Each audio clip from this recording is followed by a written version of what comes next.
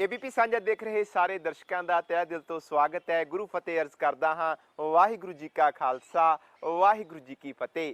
18वीं सदी दे विच सिख राजनीति का केंद्र रहा हिमाचल का जिला ऊना सिख कौम का शाना मता इतिहास सांभी बैठा है। साडी अज की इस खास पेशकश दे विच असीं तुहानूं उस इतिहासक अस्थान के दर्शन दिदारे करवा रहे हाँ जो गुरु नानक पातशाह की 17वीं पीढ़ी की रहायशगाह है। कहा यह भी जाता है कि इस महान इतिहासक अस्थान नूं खुद शेरे पंजाब महाराजा रणजीत सिंह ने बनवाया सी।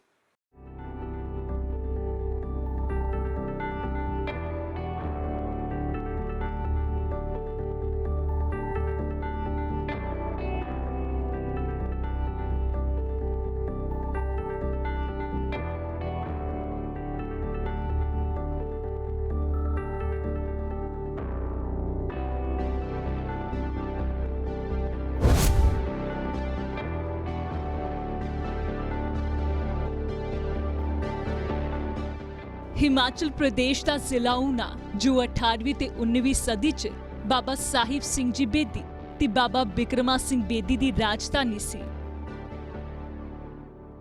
भाई कान सिंह जी नाभा महान कोश च लिखते ने कि ऊना हुशियारपुर जिले का एक नगर जो बाबा साहिब सिंह बेदी की राजधानी सी।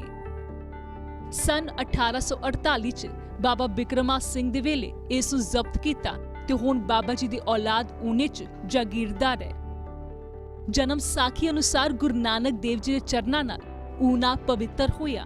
गुरु नानक देव जी दे बिद चों दो महान बारक पैदा होए जिन्हां फकीरी ते गृहस्थ चों दो महान मारक चलाए। अज भी ऊने दी धरती ते महान अस्थान मौजूद है जिथे गुरु साहिब दे वंशजां ने इस धरती नूं महान बनाया, जिथे अज भी महान इतिहासिक ते पुरातन अस्थान मौजूद है जो खालसा राज की जीउंदी जागदी मिसाल है। ये जी धन गुरु नानक देव सच्चे पातशाह महाराज जियां दे अंश बंश बाबा कलाधारी का स्थान आ। धन गुरु नानक देव सच्चे पातशाह महाराज जियां दे दो साहिबजादे सी। सतगुरु जी दे वड्डे साहिबजादे बाबा श्री चंद जी उदासी संप्रदाय दे बानी सी और उन्होंने बाल ब्रह्मचारी अपना जीवन रखिया, शादी नहीं करवाई सी। सतगुरु के छोटे साहिबजादे बाबा लखमी चंद जी उन्हों की शादी हुई सी बटाले नगर के विच माता धनवंती जी के नाल। और सतगुरु महाराज जियां दा परिवार बाबा लखमी चंद जी के सुपुत्र बाबा धर्मचंद जी होए, बाबा धर्मचंद जियां दे अगो सुपुत्र बाबा मानक चंद जी होए। तो इस तरह सतगुरु सच्चे पातशाह जियां दे परिवार दे विच 9वीं पीढ़ी ते जाके बाबा कलाधारी साहिब जी होए। बाबा कलाधारी जी धन गुरु गोबिंद सिंह सच्चे पातशाह महाराज के समकाली सी और धन गुरु गोबिंद सिंह सच्चे पातशाह महाराज जिस वेले आनंदपुर साहिब विखे वास्ता करते सन तो गरीब नवाज सतगुरु जी ने बाबा जी को एक बार बुलावा भेजिया और सतगुरु के बुलावे ते बाबा जी जदों महाराज जी दर्शन करने वास्ते पहुँचे और सतगुरु सच्चे पातशाह जी दर्शन करके बहुत मन उन्हों का प्रसन्न होया। और एक बार फिर बाबा जी जदों डेरा बाबा नानक तो चल के इस रस्ते ते आ रहे सन, सलोह नगर दीयां संगतां ने बाबा जी का बहुत सन्मान सत्कार किया और बाबा जियां दा अस्थान भी सलोह नगर दे विच है। और चलते हुए बाबा जी इस अस्थान ते जदों पुजे तो मन दे विच ख्याल आया कि जदों मैं आनंदपुर साहिब जाना तो संगतां मैनूं गुरु नानक साहिब जियां दी वंश जान के नमस्कारां करदियां ने और धन गुरु गोबिंद सिंह सच्चे पातशाह की हजूरी दे विच खुद नूं मत्था टिकवाउणा उन्हां नूं चंगा ना लग्या। सतगुरु जी नूं बेनती उन्होंने इत्थों भेजी कि महाराज आप कृपा करो तो मैनूं इत्थे ही रह के जप तप करन दा आप जी समा बख्शो। सतगुरां दी आग्या होई तो बाबा कलाधारी जी इस अस्थान ते बाबा जियां ने अपने जप तप का जीवन जिहड़ा सी इत्थे बिताया। और इस अस्थान नूं ये भी इतिहासक एक महाराज जियां दी बख्शिश प्राप्त है कि जो धन गुरु हरगोबिंद साहिब सच्चे पातशाह महाराज इस इलाके दे विचों लंघे सन तो सतगुरां ने इस पहाड़ी वाल वेख के महाराज जियां ने पावन रसना तो बचन किया सी। गुरसिखां नूं आखिया सी कि भाई इस अस्थान ते गुरु नानक साहिब महाराज जियां दी वंश विचों तपस्वी महापुरख वासा करनगे और इस अस्थान के नेड़े ही धन गुरु हरगोबिंद साहिब सच्चे पातशाह महाराज का अस्थान बनया होया है। और ये जो अस्थान है ये बाबा कलाधारी जी ने इत्थे जप तप का समा बिताया और बाबा कलाधारी साहिब जी उन्हों का पावन पवित्र जीवन जिथे इत्थे गुजरिया।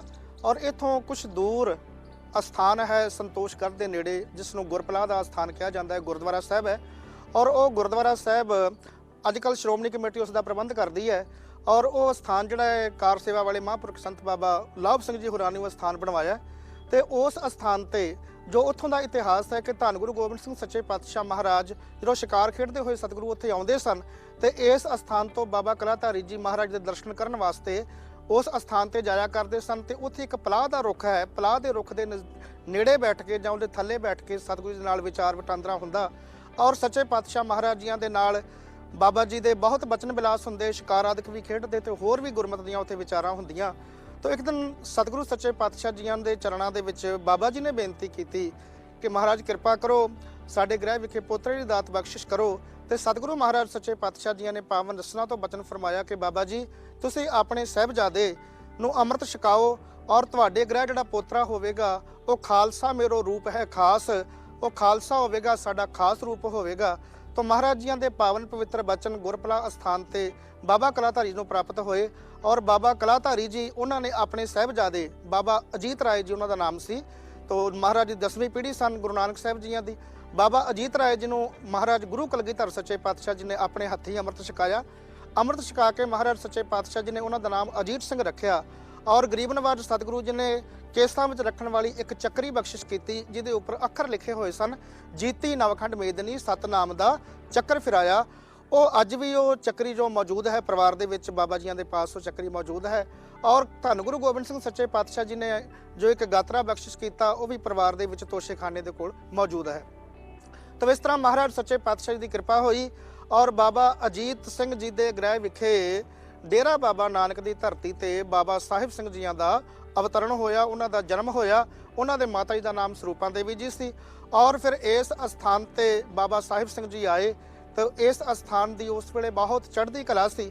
ਇਸ ਅਸਥਾਨ ਦੇ ਉੱਪਰ ਉਸ ਸਮੇਂ ਦੇ ਰਾਜੇ ਮਹਾਰਾਜੇ ਔਰ ਜਰਨੈਲ ਵਿਦਵਾਨ ਪੁਰਖ ਤੇ ਬਹੁਤ ਗੁਣੀ ਗਿਆਨੀ ਲੋਕ ਇਸ ਅਸਥਾਨ ਦੀ ਜ਼ਿਆਰਤ ਕਰਨ ਵਾਸਤੇ ਆਇਆ ਕਰਦੇ ਸਨ ਔਰ ਕਈ ਵਾਰ ਇੱਥੇ ਮਹਾਰਾਜਾ ਰਣਜੀਤ ਸਿੰਘ ਹੁਣੀ ਆਪ ਵੀ ਆਏ।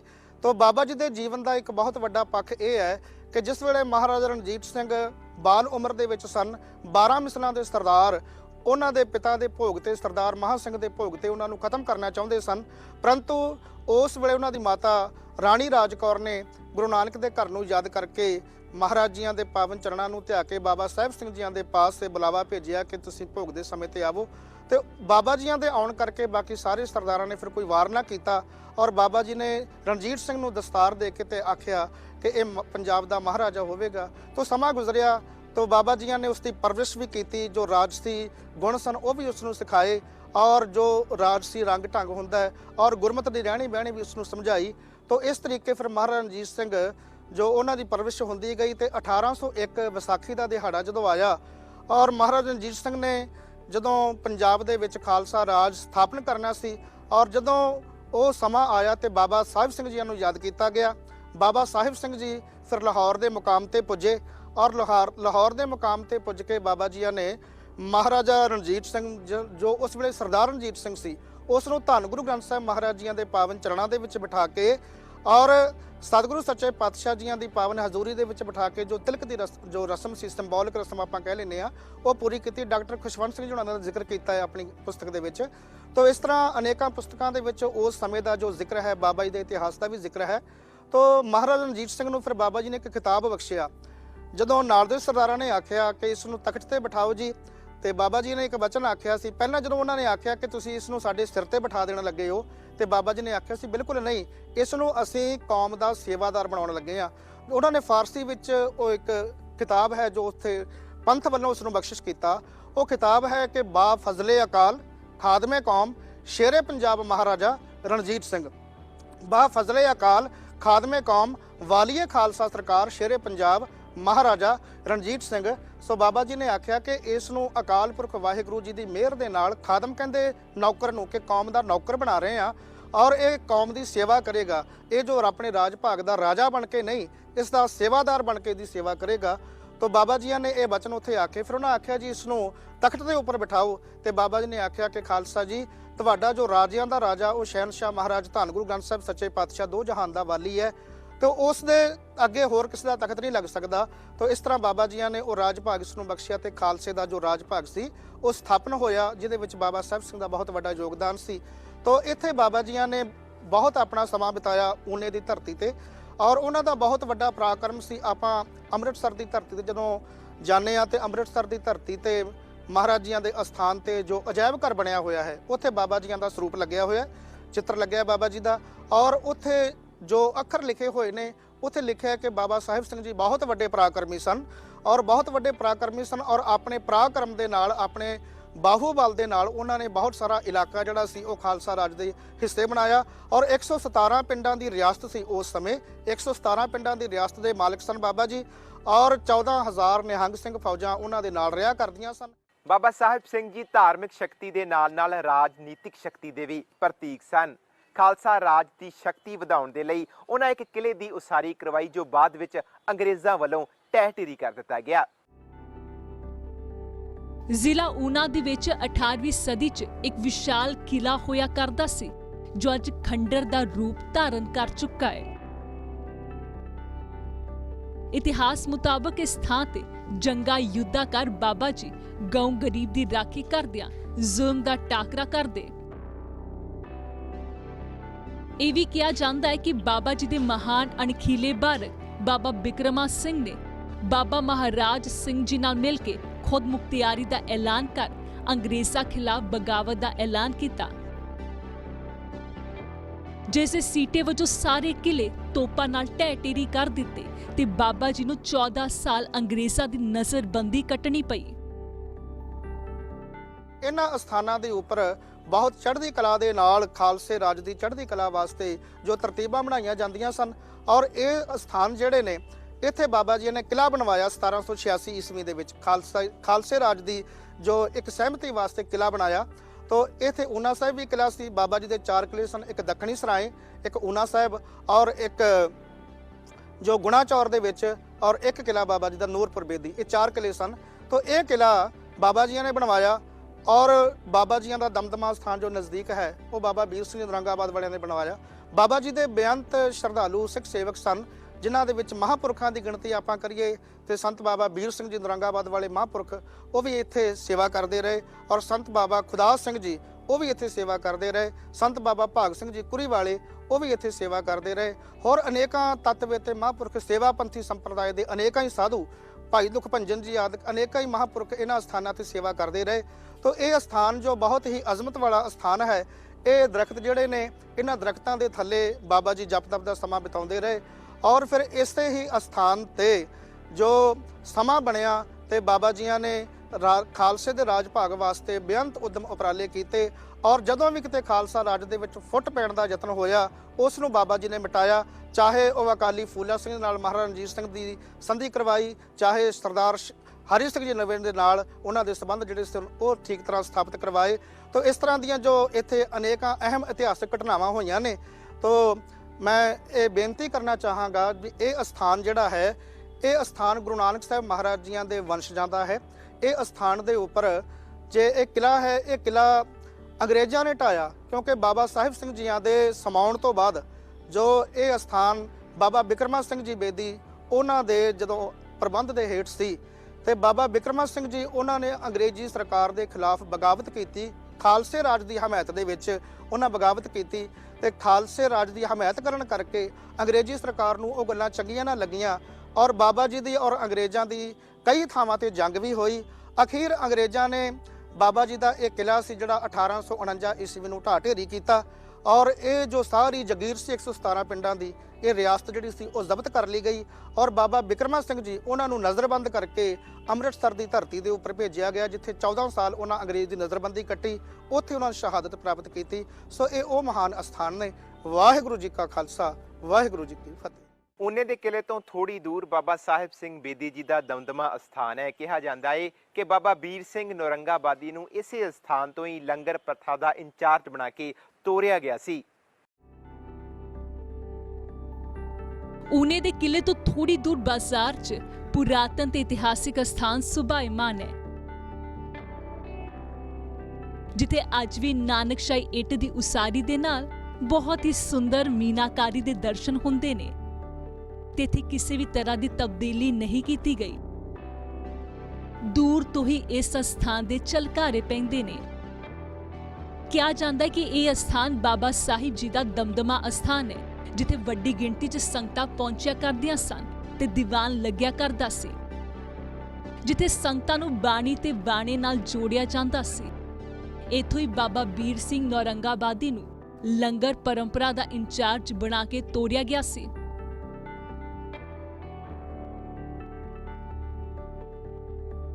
ਅਸਥਾਨ ਦੇ ਪਹਿਲੀ ਵਾਰ ਦਰਸ਼ਨ ਕਰਨ ਤੇ ਇੰਜ ਪ੍ਰਤੀਤ ਹੁੰਦਾ ਹੈ ਜਿਵੇਂ ਕਿਸੇ ਸ਼ਾਹੀ ਕਿਲੇ ਦੇ ਦੀਦਾਰ ਹੁੰਦੇ ਹੋਣ। ਇਹ ਜੋ ਅਸਥਾਨ ਆ, ਇਹ ਬਾਬਾ ਸਾਹਿਬ ਸਿੰਘ ਜੀਆਂ ਦਾ ਇਹ ਦਮਦਮਾ ਅਸਥਾਨ ਹੈ। ਇਹ ਬਾਬਾ ਵੀਰ ਸਿੰਘ ਜੀ ਔਰੰਗਾਬਾਦ ਵਾਲਿਆਂ ਨੇ ਇਸ ਅਸਥਾਨ ਦੀ ਸੇਵਾ ਕਰਵਾਈ, ਉਹਨਾਂ ਨੇ ਇਹ ਅਸਥਾਨ ਬਣਾਇਆ ਸੀ।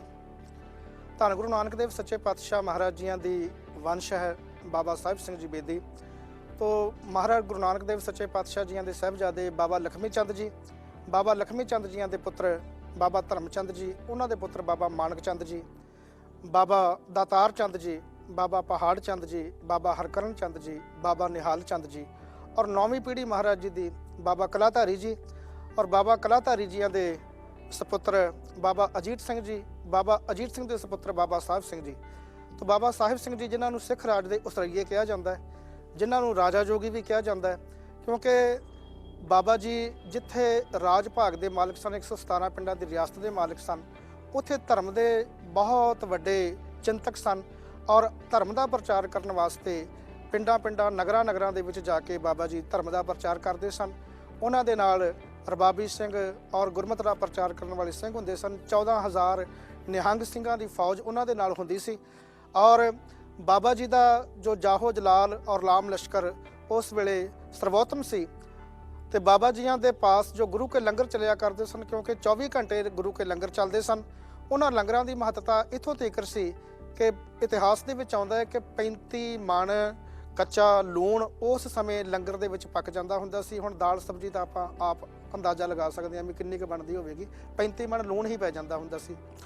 ਤੋ ਉਹ ਅਸਥਾਨ ਬਾਬਾ ਜੀਆਂ ਦੇ, ਇਸ ਅਸਥਾਨ ਦੇ ਉੱਪਰ ਬਾਬਾ ਜੀ ਬੈਠ ਕੇ ਸੰਗਤਾਂ ਨੂੰ ਗੁਰਮਤਿ ਦਾ ਪ੍ਰਚਾਰ ਕਰਿਆ ਕਰਦੇ ਸਨ। ਸੰਗਤਾਂ ਨੂੰ ਗੁਰੂ ਨਾਨਕ ਸਾਹਿਬ, ਗੁਰੂ ਗ੍ਰੰਥ ਸਾਹਿਬ ਜੀਆਂ ਦੀ ਪਾਵਨ ਬਾਣੀ ਦੇ ਨਾਲ ਜੋੜਿਆ ਕਰਦੇ ਸਨ। ਔਰ ਇਸੇ ਸਥਾਨ ਤੇ ਹੀ ਬਾਬਾ ਵੀਰ ਸਿੰਘ ਜੀ ਔਰੰਗਾਬਾਦ ਵਾਲਿਆਂ ਨੂੰ ਬਾਬਾ ਜੀ ਨੇ ਲੰਗਰ ਦੇ ਇੰਚਾਰਜ ਬਣਾ ਕੇ ਵੀ ਭੇਜਿਆ।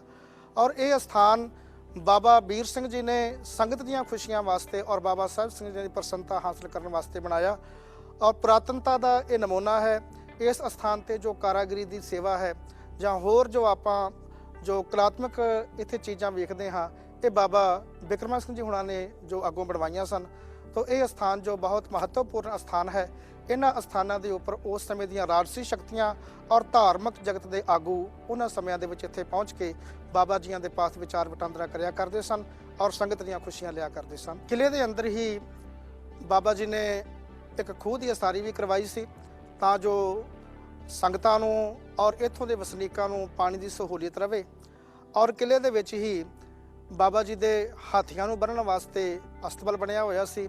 ਜਿੱਥੇ ਅੱਜ ਥਾਣਾ ਬਣਿਆ ਹੋਇਆ ਹੈ, ਉੱਥੇ ਬਾਬਾ ਜੀ ਦਾ ਘੋੜਿਆਂ ਵਾਲਾ ਅਸਤਬਲ ਹੁੰਦਾ ਸੀ, ਘੋੜਿਆਂ ਦਾ ਤਬੇਲਾ ਹੁੰਦਾ ਸੀ। ਤੋਂ ਬਾਬਾ ਜੀਆਂ ਦੇ ਪਾਸ ਇਤਿਹਾਸਕ ਜੋ ਉਸ ਸਮੇਂ ਦੀਆਂ ਨਿਸ਼ਾਨੀਆਂ ਸਨ, ਧੰਨ ਗੁਰੂ ਗੋਬਿੰਦ ਸਿੰਘ ਸੱਚੇ ਪਾਤਸ਼ਾਹ ਮਹਾਰਾਜ ਜੀ ਦੀ ਬਖਸ਼ਿਸ਼ ਕੀਤੀ ਹੋਈ ਚੱਕਰੀ, ਸਤਿਗੁਰੂ ਦਾ ਬਖਸ਼ਿਆ ਹੋਇਆ ਗਾਤਰਾ, ਔਰ ਇਸ ਵੇਲੇ ਵੀ ਕਿਲੇ ਦੇ ਵਿੱਚ ਬਾਬਾ ਸਾਹਿਬ ਸਿੰਘ ਜੀਆਂ ਦੀ ਤਲਵਾਰ ਔਰ ਬਾਬਾ ਬਿਕਰਮਾ ਸਿੰਘ ਜੀ ਦੀ ਤਲਵਾਰ ਔਰ ਹੋਰ ਜੋ ਇਤਿਹਾਸਕ ਨਿਸ਼ਾਨੀਆਂ ਨੇ ਉਹ ਉੱਥੇ ਮੌਜੂਦ ਨੇ। ਔਰ ਬਾਬਾ ਸਾਹਿਬ ਸਿੰਘ ਜੀਆਂ ਦੇ ਪੁੱਤਰ ਬਾਬਾ ਬਿਕਰਮਾ ਸਿੰਘ ਜੀ, ਬਾਬਾ ਬਿਕਰਮਾ ਸਿੰਘ ਜੀਆਂ ਦੇ ਪੁੱਤਰ ਬਾਬਾ ਸੁਜਾਨ ਸਿੰਘ ਜੀ, ਬਾਬਾ ਸੁਜਾਨ ਸਿੰਘ ਜੀ ਦੇ ਪੁੱਤਰ ਟਿੱਕਾ ਬਾਬਾ ਰਾਮਕ੍ਰਿਸ਼ਨ ਸਿੰਘ ਜੀ, ਟਿੱਕਾ ਬਾਬਾ ਰਾਮਕ੍ਰਿਸ਼ਨ ਸਿੰਘ ਦੇ ਪੁੱਤਰ ਬਾਬਾ ਦਵਿੰਦਰ ਸਿੰਘ ਜੀ, ਔਰ ਬਾਬਾ ਦਵਿੰਦਰ ਸਿੰਘ ਦੇ ਪੁੱਤਰ ਬਾਬਾ ਮਰਸੂਦਨ ਸਿੰਘ ਜੀ, ਔਰ ਬਾਬਾ ਮਰਸੂਦਨ ਸਿੰਘ ਦੇ ਪੁੱਤਰ ਬਾਬਾ ਸਰਬਜੋਤ ਸਿੰਘ ਜੀ ਬੇਦੀ, ਜੋ ਗੁਰੂ ਨਾਨਕ ਸਾਹਿਬ ਮਹਾਰਾਜ ਜੀਆਂ ਦੀ 17ਵੀਂ ਪੀੜ੍ਹੀ ਨੇ, ਅੱਜ ਇਹਨਾਂ ਅਸਥਾਨਾਂ ਤੇ ਬੇਅੰਤ ਸੇਵਾਵਾਂ ਕਰਵਾਉਂਦੇ ਨੇ। ਔਰ 27-28 ਮਾਰਚ ਨੂੰ ਇਹਨਾਂ ਅਸਥਾਨਾਂ ਦੇ ਉੱਪਰ ਬਹੁਤ ਵੱਡਾ ਸਮਾਗਮ ਜੋ ਸਿੱਖ ਪੰਥ ਦੇ ਚੜ੍ਹਦੀ ਕਲਾ ਦੇ ਵਾਸਤੇ ਕਰਵਾਇਆ ਜਾਂਦਾ ਹੈ। ਹਿਮਾਚਲ ਦੇ ਜ਼ਿਲ੍ਹਾ ਊਨਾ ਵਿੱਚ 18ਵੀਂ ਸਦੀ ਦੇ ਮਹਾਨ ਇਤਿਹਾਸਕ ਸਥਾਨਾਂ ਦੇ ਦਰਸ਼ਨ ਦਿਦਾਰਿਆਂ ਨੂੰ ਸਮਰਪਿਤ ਇਹ ਸੀ ਸਾਡੀ ਖਾਸ ਧਾਰਮਿਕ ਪੇਸ਼ਕਸ਼। ਹੁਣ ਮੈਨੂੰ ਪਰਮਜੀਤ ਸਿੰਘ ਨੂੰ ਦਿਓ ਇਜਾਜ਼ਤ। ਦੇਸ਼ ਦੁਨੀਆ ਦੀਆਂ ਵੱਡੀਆਂ ਖਬਰਾਂ ਲਈ ਤੁਸੀਂ ਇਸੇ ਤਰ੍ਹਾਂ ਬਣੇ ਰਹੋ ABP ਸਾਂਝਾ ਦੇ ਨਾਲ। ਵਾਹਿਗੁਰੂ ਜੀ ਕਾ ਖਾਲਸਾ, ਵਾਹਿਗੁਰੂ ਜੀ ਕੀ ਫਤਿਹ।